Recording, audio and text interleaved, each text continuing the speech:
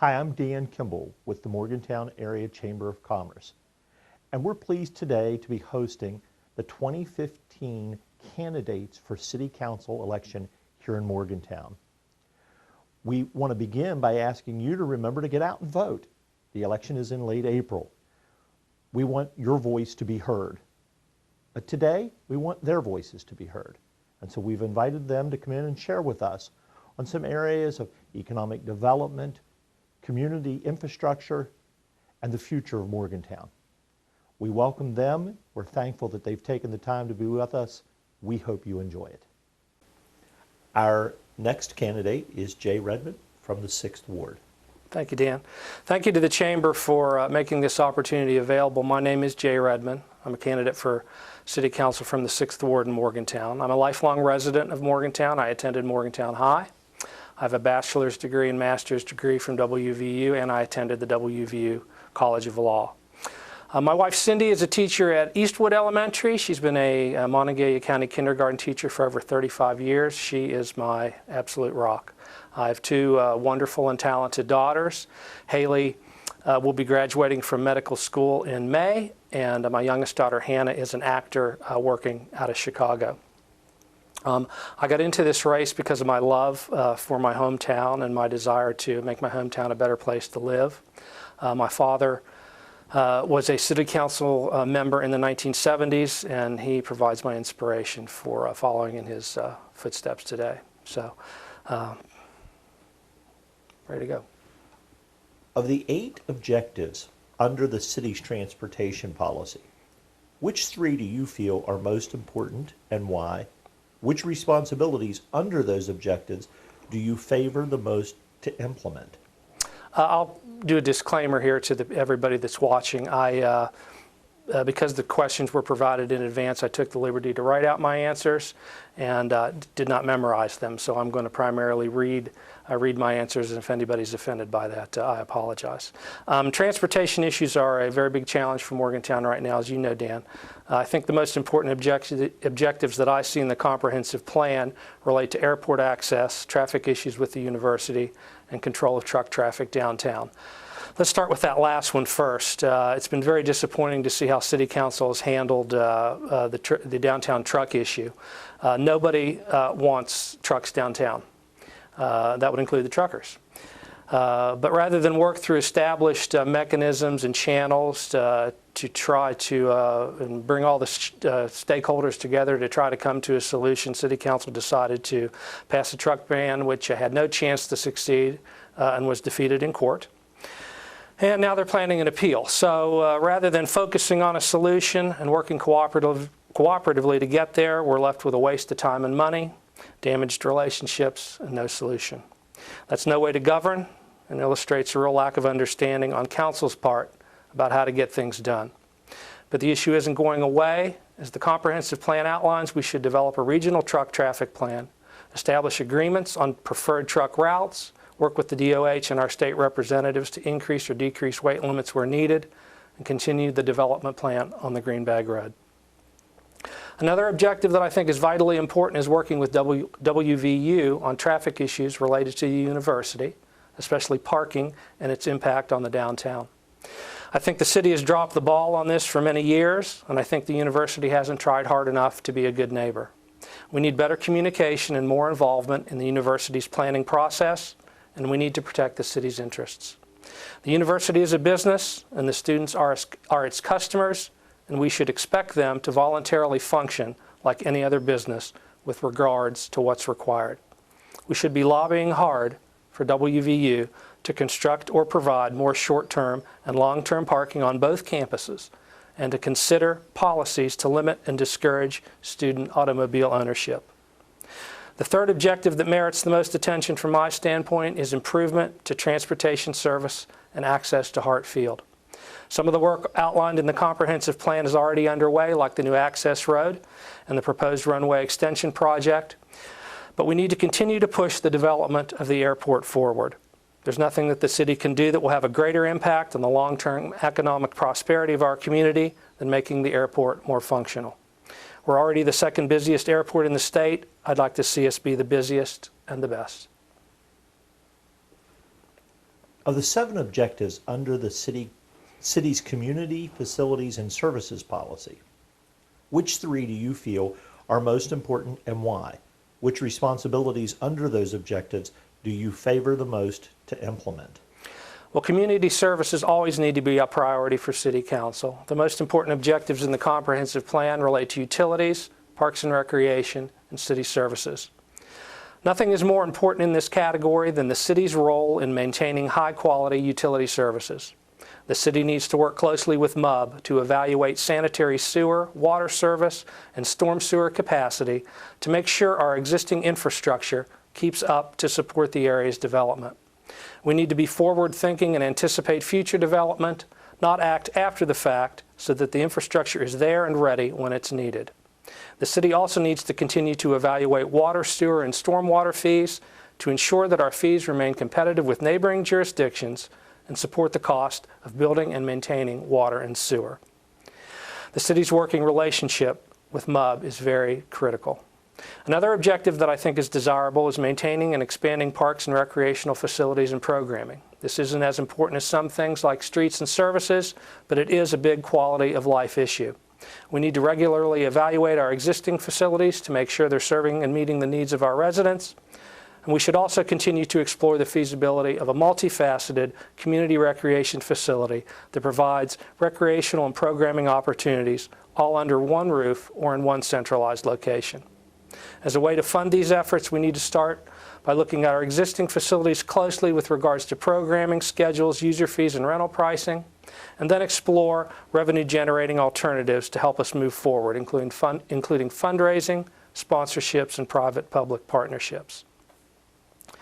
The third objective in this category that I think deserves the greatest attention is the improvement and expansion of city services and pursuit of cooperative agreements with our neighboring partner communities to bring better services at cheaper prices to all the residents of the area.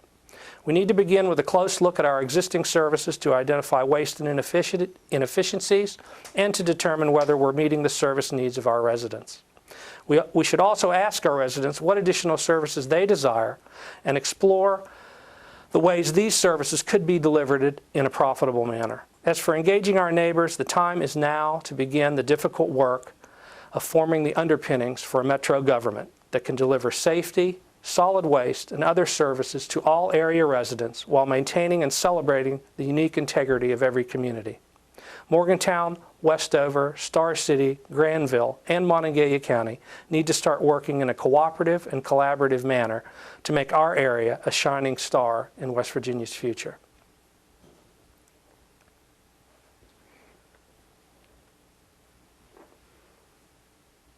Of the 7 objectives under the city's economic development policy, which 3 do you feel are most important and why? Which responsibilities under those objectives do you favor the most to implement? Well, I think everything under this particular section of the comprehensive plan is a priority. The first objective that's important is to promote investment in infrastructure. And for economic development, that means roads, not just more roads, but roads that are maintained and reliable. The city's ability to affect this situation on its own is limited, but I applaud the Chamber for their efforts in the past legislative session on a roads plan option based on local funding contributions. Though that action failed, the city must continue to work with the Chamber, county, and our legislators to lobby the state for creative solutions and a larger share of road improvement funds. Monongalia County is the bellwether for West Virginia. Too little of the money we're sending to Charleston is returning to the area. The city's best avenue to have a positive effect on infrastructure investment is by continuing to seek and implement innovative financing strategies like tax increment financing, user fees, impact fees, assessments, and public-private partnerships. That effort, which has already yielded some very positive outcomes, should continue and expand. The second objective is equally important, and that is to retain and grow existing businesses. The city needs to prioritize efforts to identify and understand the issues facing local business and seek every opportunity to promote growth, expansion, and diversification by whatever means necessary and available. Another worthy objective is to provide desirable locations for business expansion, especially in the areas associated with the development at the airport. This would include the necessary additional infrastructure development to facilitate the proposed airport technology park and support for the construction of a light manufacturing business incubator to be located within the technology park. A fourth objective is too often overlooked but of critical importance, and that is to support workforce development and training initiatives. It's great to create areas for new business and development, market those areas, and create incentives for employers to locate there. But none of that works unless a trained workforce is ready to take the jobs that are created. So the city should meet regularly with all the area's business development partners and educational entities and do everything within its power to ensure that the ongoing and planned workforce development and training initiatives are meeting the current and future needs of the area's employers. In what way would you build trust between the City Council and those who elected them, between Council and WVU, between the developers and Council, between the State Division of Highways and Council, between trucking companies and Council, between community services, fire and police, and the community and university? Well, the easiest way for City Council to develop trust between itself and the voters, or City Council and any of its many partners and constituencies, is to first and foremost behave in a trustworthy and ethical manner. Unfortunately, in the last 2 years, we've seen too many instances where this has not been the case. Questionable practices and actions have taken place that clearly demonstrate that some members of Council are acting in their own self-interest. As everyone knows, these practices and actions are under legal review. I'll leave it up to the proper authorities to judge what's happened, but the excuses and explanations offered by those involved have not been convincing. I think the whole situation in that regard is extremely unfortunate, and the voters and our community partners deserve a lot better. Beyond behaving in a trustworthy manner, the way to build trust is by growing and cultivating strong relationships. This is an area where the city needs improvement, and an area where I feel I could have great impact. Relationship building is not easy. It takes time and work and skill and persistence, and I just don't see that happening right now. It's imperative that we work to build stronger relationships with all our community partners, public and private, but especially WVU. Right now, all the entities appear to be competing with each other, and we're not going to get anywhere that way. We need collaboration, not competition, to move the area forward. Yes, it's hard to balance all the interests and agendas, but it can be done. It must be done, because though we're all different and unique, we're all in the same boat together. The greater Morgantown area will never be all it can be without this collaborative effort. Someone has to begin that process, and I'm ready to do just that, and it starts with healthy, positive relationships. The Chamber is obviously interested in a vibrant downtown. What ways do you believe the downtown can move forward to further enhance business development while being the welcoming point of our community to attract people to shop, dine, and engage the arts community? Well, first of all, we're very lucky to have a downtown that is healthy. Many communities have lost their downtowns. That being said, the downtown isn't what it could be or should be. To begin with, we have to recognize that two separate economies exist downtown, a daytime economy and a nighttime economy. Each is valuable, but they're very different. City Council needs to take these differences into consideration when setting policy for the downtown. Recognizing this dichotomy in planning is critical. To those who would want to squash the nighttime economy, that's just short-sighted. But we do have to find better ways to manage it, recognizing that it's different and presents unique problems. On the business development side, I think Main Street Morgantown, which has done a good job based on its current mission, should consider discontinuing its funding from the city and concentrate more of its efforts on bringing new business into the downtown and helping existing businesses to grow and expand. Main Street needs to represent the business interests downtown without the constraints of the politics that come from public funding. If this can't happen, then some other existing or new organization focused strictly on development needs to come forward or be created. Additionally, the city itself needs to spend more time and effort on development issues. The biggest problem affecting the health of the downtown right now is the way we're managing parking. or more specifically, the way we're unable to manage parking due to the presence of WVU. There was a time when the majority of parking in the downtown was used exclusively by people coming to shop, eat, or visit. We need to work our way back towards that scenario. Right now, WVU employees and students are crushing the daytime downtown economy. I'm certainly not suggesting that WVU employees and students are not business customers also. They are. But the majority are parking their cars for long segments of the day to primarily go to work or class. Why are they doing this? Because the university is not providing them a place to park and they have no other choice. So I empathize with them. However, the university continues to tell me that they're a business, and they're certainly continuing to act like a business. So I think it's time that they start expecting to be treated like any other business outside the central business district. That's what a good neighbor would do. According to my calculations from City Code, the university would be required to provide approximately 7,000 spaces for its employees and customers if they were a private entity. I don't know what their number is currently, but it's nowhere close to that. The city needs to move forward in requiring the university to provide this parking. Once we get this situation rectified, city parking can be managed properly for the benefit of downtown business, and the daytime economy will take off. Then we can start working our way to the truly vibrant downtown we're looking for.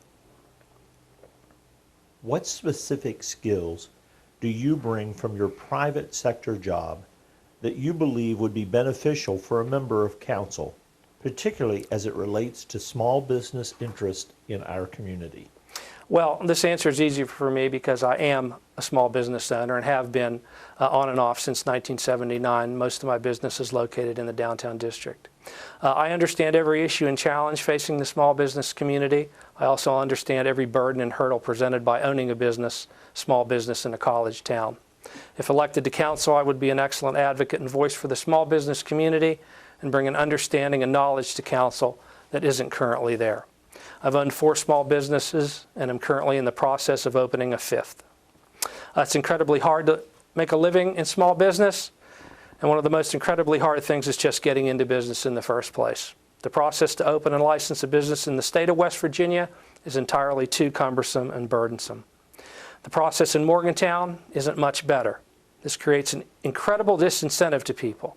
We can't affect what the state is doing, but at the city level, we need to make it easy for people to get into business and operate a business, and we need to provide assistance in doing so. I've heard too many stories about the difficulties of dealing with the city on business issues. Our city departments need to be saying, yes, you can, and here's how.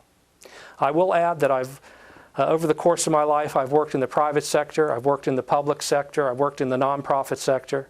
I've built many things from the ground up. I've taken many projects from conception to completion, and that's the kind of work I'm ready to do for the city of Morgantown. Morgantown was recently granted home rule status. How would you utilize the powers of home rule to improve our community? In particular, would you use the taxing power, and if so, what would you use the funding to address? Well, I have to be honest that I struggle with this issue because though I support decentralized government and more local control, home rule scares me. Your question refers to the powers of home rule, and you hit it right on the head. Home rule is powerful, and in the wrong hands, potentially fatal. In theory, it sounds good to allow local governments to solve local problems by granting them the power to do so. But in reality, this power can become a club if not used wisely. I worry about giving any local government elected by 12% of the people this much power, and 12% was the turnout in the last city election. There's a reason the state only enumerates certain powers to municipalities, and the reason is because most municipalities can't handle it. Morgantown's initial home rule submission was pretty vanilla and frankly didn't amount to much other than defining what upholstered furniture means. But the next submission could be much bolder, and before you know it, 12% of the people could be making catastrophic decisions for the other 88%. Unless more people start participating in city council elections, I'm not sure home rule is a good idea for Morgantown. With regards to your specific question on taxing power, I think home rule potentially could be used to change the taxing dynamic in Morgantown and allow us to do away with the totally outdated B&O tax, which is incredibly business unfriendly. I would definitely support any initiative in that direction. Maybe then we could get more businesses to actually locate in the city instead of right outside the borders. And with a little more work, maybe we could get some of the business development on the boundaries to want to join the city. That would be a positive step in the right direction that could be brought about by the responsible use of home rule. Thank you for being with us. Thank you very much.